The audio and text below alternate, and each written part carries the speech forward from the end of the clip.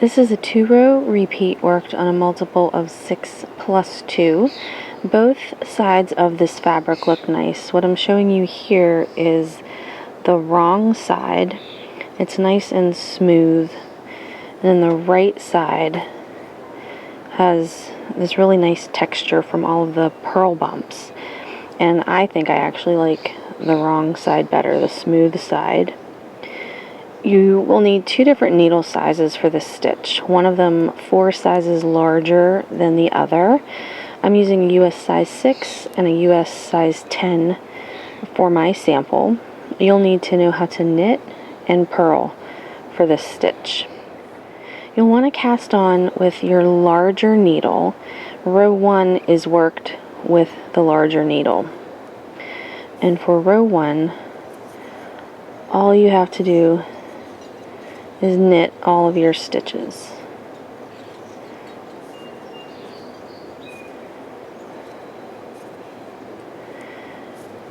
If you're a really tight knitter, you might want to work this row a little more loosely, because on the next row we're going to be making our stitches a little differently than normal.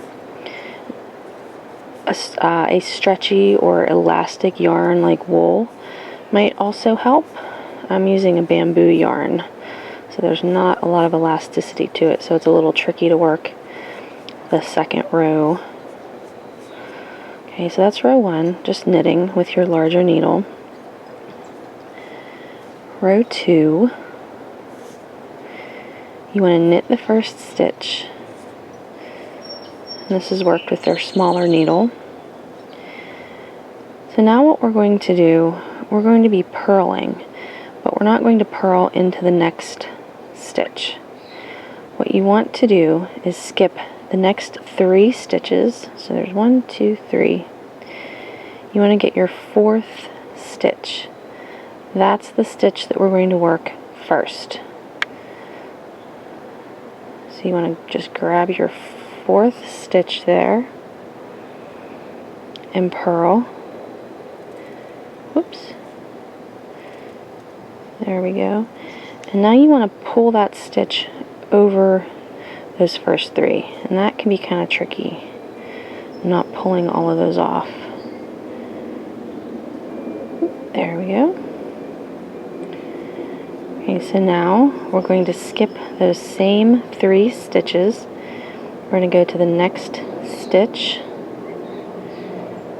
And again, we're going to purl the 4th.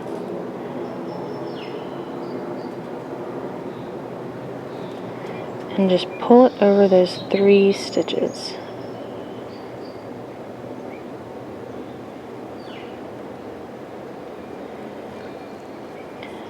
And then one more time, you're going to skip those 3,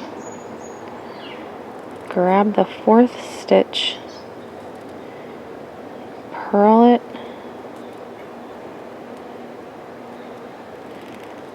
and pull it over those first 3.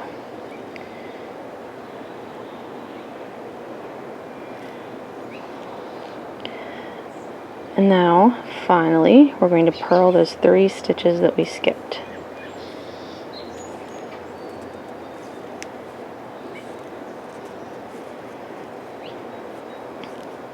So that's what we're going to do across the row. You're going to skip the next 3 stitches.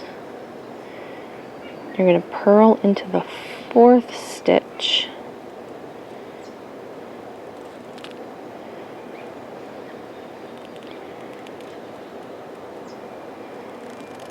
And then pull it over those first 3.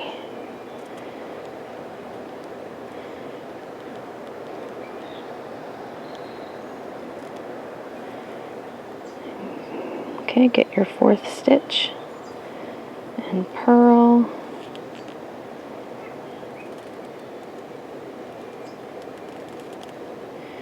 Pull it over the first 3. And I find it helpful if I hold one of my fingers over the tip of the needle to kind of help hold those stitches on while I'm pulling my yarn over.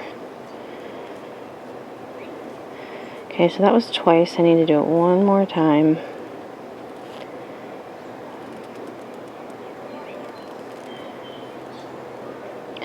This is a pretty labor-intensive stitch. I think if I used it for anything, it would just be for an accent edge.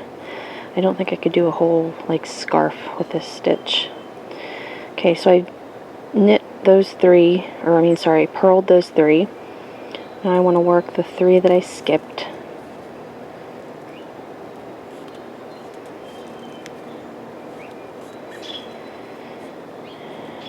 Okay, this is our last repeat. Grab that fourth stitch and purl. Pull it over.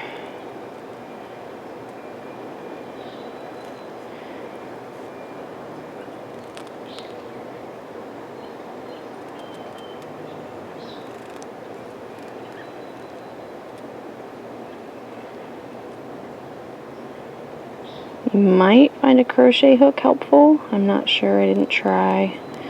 Sometimes a crochet hook can help when you're doing tricky things like this.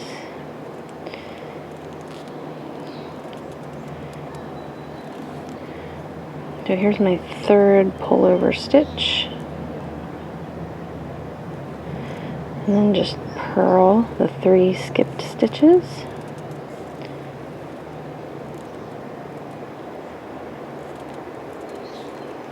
And you should have one stitch left, and you just knit.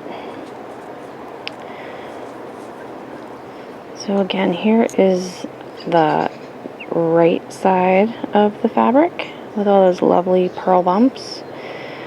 And then here's the wrong side, which is nice and smooth. And you just repeat those 2 rows for the pattern. Also, your cast on edge and your bind off edge will have a little bit of a scallop. If you were to block your fabric, it would accent the scallop really well. So that's it.